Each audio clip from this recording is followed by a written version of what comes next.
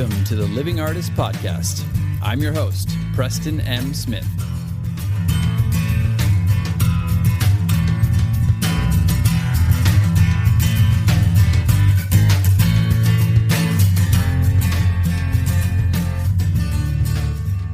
Hey, everybody. Welcome to the Living Artist Podcast. I'm Preston M. Smith, at PMS Artwork everywhere on internet land and socials. I want to thank you for landing on this podcast. Whether you're a professional artist, just getting started in the art world, a collector of art, or just consider yourself a creative person, this podcast has something for you. I like to think of it as a fun way to rant and talk to other creative people about living the life of an artist, surviving and getting ahead in the art world, and enjoying your life. But most importantly, not waiting until you're dead to make it happen. All right, let's get started.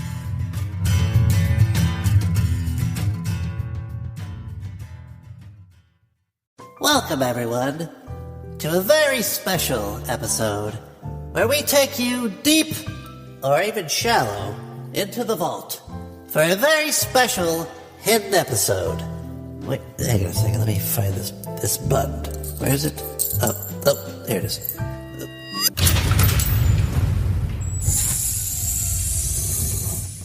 You see what I did there? That's a vault sound. Anyway, we hope you enjoy this episode from the vault, and we'll see you soon, Billet Farmers. Welcome back to the podcast, everybody. We're going to get straight into it today. And what I want to talk about today is the importance of being a witness to yourself, or to say it better, witnessing your own thoughts, witnessing your own behaviors, and even witnessing how society is. It's really an episode about awakening to reality and being aware of how you behave and how you even think in that reality. And I think it's one of the biggest things that we can do as human beings, but also as artists, to be successful.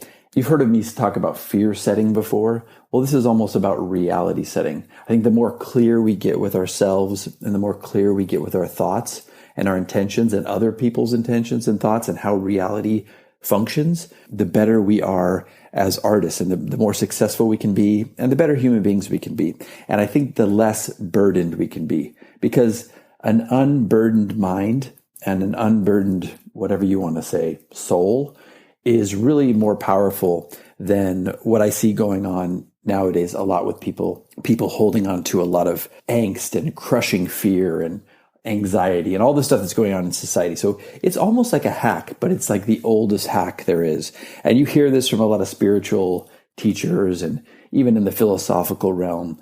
But I really think we're talking about just brutal and honest awareness with everything. Because without being aware and without being able to witness your thoughts, without being able to kind of step back and objectively see how you're thinking and how you're feeling and how you're reacting, more importantly, we're just flying blind. It's where all change comes from. You always hear, oh, well, people are who they are. They don't change.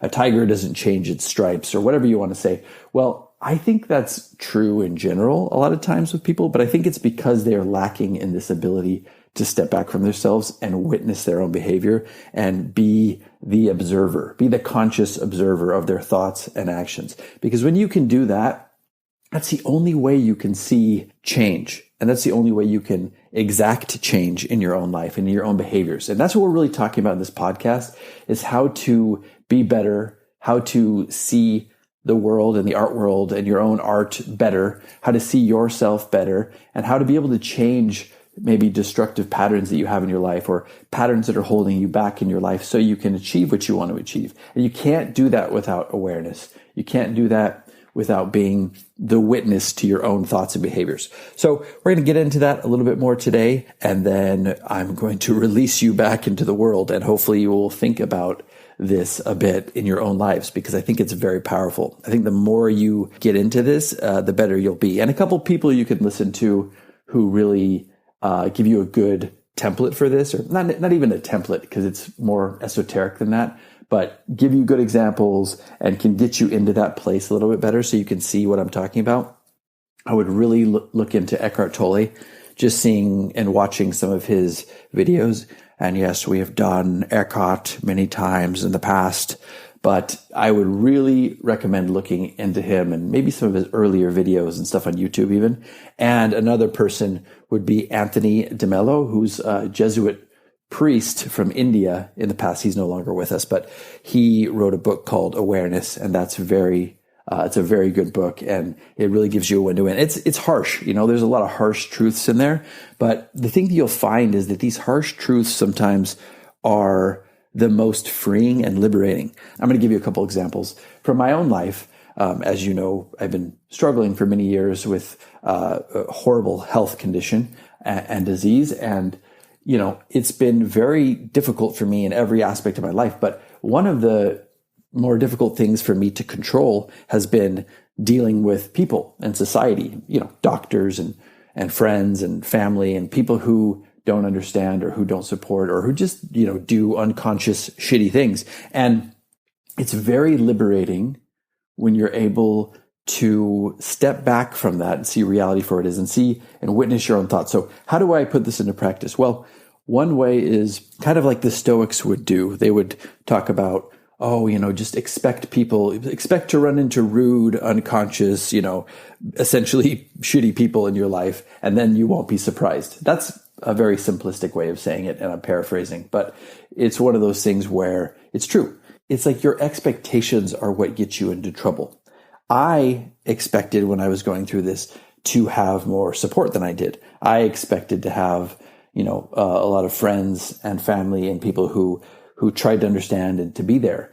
And unfortunately, this is a very complex illness that I'm going through, and it's hard to understand. And people didn't really have the ability, for whatever reason, to be there in most cases. And that gave me a lot of grief and a lot of rumination, a lot of, bad thoughts and stuff that really stay with you. And it makes it harder for you to heal because you're just like feeling this existential dread on top of the dread of no one else understanding and being there for you. But when you drop that and you try to see it and go, well, you know what?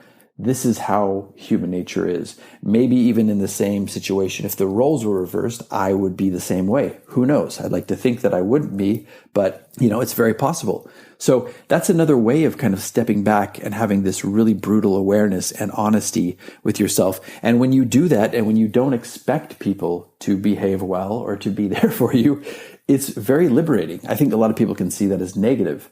I don't see it as negative. I see it as liberating. I see it as like, well, you know what? I can focus my thoughts on healing now. I can focus my thoughts on, my art and like how I'm going to come out of this in a better way and what I'm going to do, what I'm going to paint, what kind of shows I'm going to, focus on, different out of the box strategies that I have, because otherwise you're getting taken up by this mental garbage that is holding you down. That's one way of doing it. It's really two things though, because it's you're seeing human nature for how it is, and you're also seeing your own human nature for how it is, your own expectations. Now, how do you apply that to your art in general? Well, we have a lot of these expectations. We have a lot of these beliefs that we hold true about the art world, misinformation and other people's baggage, or other people or other gurus or other coaches or teachers in the past who've told us certain things about the art world, and they kind of like your conditioning as a child. You watch what your parents do and you have these things that become ingrained in you. And sometimes you're not even aware that you have these thoughts or these feelings about money or about society or about work or whatever it is.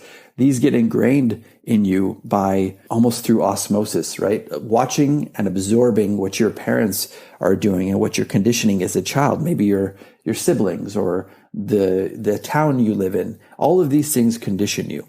So what I would kind of implore you to look at in your own life is this real? Is this valid? Are these conditions, are these thoughts that you have, are they even true? What is truth? What is objective truth? That's a little bit deeper than we're going to get into today, but I think it's very important to sometimes think about how you think and how you've been conditioned and put that to the test. Sometimes these thoughts are not serving you. Sometimes people don't make money because they have a lot of hangups about money, or they just even have a very simple thought that's been ingrained in them from long ago or from their upbringing where, oh, well, if you're wealthy, you must have done something bad to get it, or money is the root of all evil. We've talked about this in the law of attraction episode, but it's a similar thing. It's not just law of attraction. This is being blind to reality and being unaware of your own conditions. If you were to break free from that, for example, and see money in this example as good, and money is giving you all these opportunities, and seeing it as something that could be a positive force in your life, that's going to shift your perspective on money and how you're going to be able to potentially make more money and have it come into your life. Now, when it comes to the art world, we've had all these negative things. I read a lot of books when I was trying to become a successful, professional artist. And what you have to understand is a lot of the people who write these books haven't even been successful in their own lives. And they're telling you what to do and how to go about achieving these things. So you have to, first of all, realize that most of these people haven't even achieved it themselves. So what are they even talking about? And, take any advice you get with a grain of salt, even my own. I try to be very open and balanced and come from a place of my successes that I've had in the art world and my pitfalls and my own hang-ups. So I try to give you a broad spectrum, but, take what I say sometimes even with a grain of salt. Put what I'm saying to the test. But a lot of these books, a lot of these people, a lot of these coaches, gurus, whatever, influencers, they might tell you something, and it's, first of all, not even coming from a place of experience, right? They're just talking about something that maybe they want to achieve, or maybe they're just dumping their own conditioning on you as well. So challenge those thoughts and beliefs. Are galleries really that hard to get into? Are these gatekeepers really not interested in letting you into the art world? Is it really that hard to be a successful artist?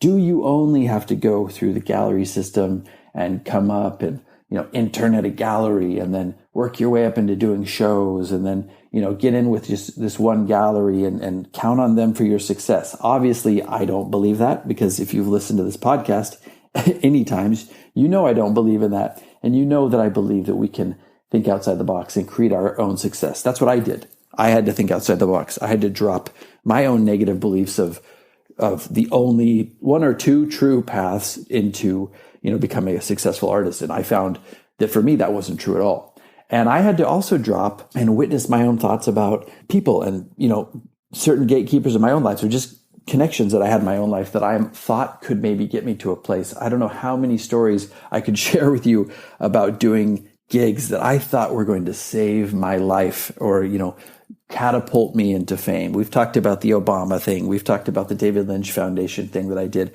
But I did a celebrity event one time, and I say celebrity in quotes because I was fed a lot of BS about how many celebrities were going to be at this event.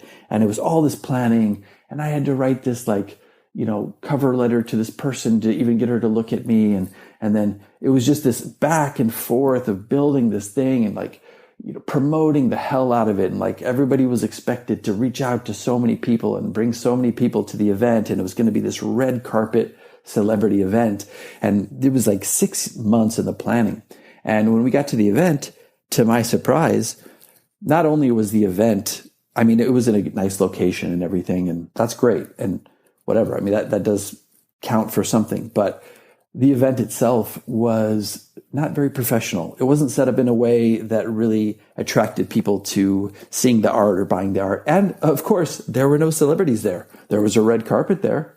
There were photographers there, but there were no real celebrities there at this event. And I cannot tell you how many times something like this had happened to me, or doing the Obama gig and actually being with celebrities and giving celebrities my painting. This was amazing, but it also didn't save my life. It didn't save my life, and it didn't catapult me into any sort of fame like the person who was putting it on promised me it was going to. And, we were going to be on Oprah and all this stuff. None of those things happened. We did meet the celebrities. I did meet some of my heroes, and that was wonderful. And I'm very grateful for that. But at the end of the day, I came back and I went back to my restaurant, and I worked at this restaurant that I didn't like for years more after that. And I had to regroup and rethink my own strategies and really rethink how I'm processing information and how I'm seeing the path towards success as an artist. And what I really came to understand was that this power had to come from within. This power had to come from within me. And I had to start taking the reins and taking control and start finding different ways to think better, to act better, to do better work, and to believe in myself and not really put all my beliefs in some other group or savior that was going to come and swoop down and rescue me. So these are just some examples of being a witness to reality, being aware, I should say being a witness or being aware of reality, being a witness and being aware of your own thoughts and hangups and beliefs and belief systems and structures and challenging those. Because I think when we can do that, and maybe you're at a place where you can't see reality very well. I mean, we live in a very toxic world at the moment, and there's a lot of people screaming their opinions. Sometimes you need to take a step back from that. Sometimes you need to clean the slate and step back and really sit with yourself a little bit. Be exposed to some tried and true teachers of the past. That's why I mentioned somebody like Anthony DeMello or Eckhart Tolle or people like that. There's countless people. Read the Stoics, whatever you want to do. But there's a lot of old, tried and true wisdom that is shockingly relevant for today. You think these are from like centuries ago, some of these, or hundreds of years ago, or 50 years ago in some other cases, and you think there's no way this could be relevant for what we're going through. It is extremely relevant. I would almost argue it's more relevant than ever. It's very comforting to know that human beings have been going through this from the beginning of time, and some people have figured out ways of being successful and learning their own minds and learning how to kind of hack their own realities in a way to become better, more successful human beings and artists and find success in, I say that in quotes also, success in whatever ways you deem success to be success in their own lives. Because that's another thing that we have to be aware of. I'm going to leave you with just one last example. What is success to you? How do you see success? Are you seeing success in a way that society has told you to be successful? Like the Fight Club thing. Oh, we've all been raised to believe that we're going to be rock stars and movie stars and blah, blah, blah. And now we're realizing we're not and we're pissed off. I'm paraphrasing a lot today, but you get the idea. What is success? Sometimes success can be as simple as just being aware of yourself and being rooted in yourself and being happy in just being alive and being an artist who's creating beautiful work in the world and not really being concerned with where it goes, not tying up all of your ideas of success and happiness in, well, when I get into this blue chip gallery, or when I, become a household name, or get in this magazine, or I get on this, I have 1 million subscribers on my YouTube channel, or so on and so forth. Go down the line ad nauseum, all these different ideas of what society tells you success is. I will argue you could achieve all of those things, but if you haven't achieved awareness of yourself and awareness of being a witness to your own thoughts and being aware of what being a human being is and what true happiness is, you're never going to find happiness in those elusive and materialistic things that everybody is just striving to achieve, that everybody's trying to crowd into this one tiny room. You're never going to find it that way. I think we look within first.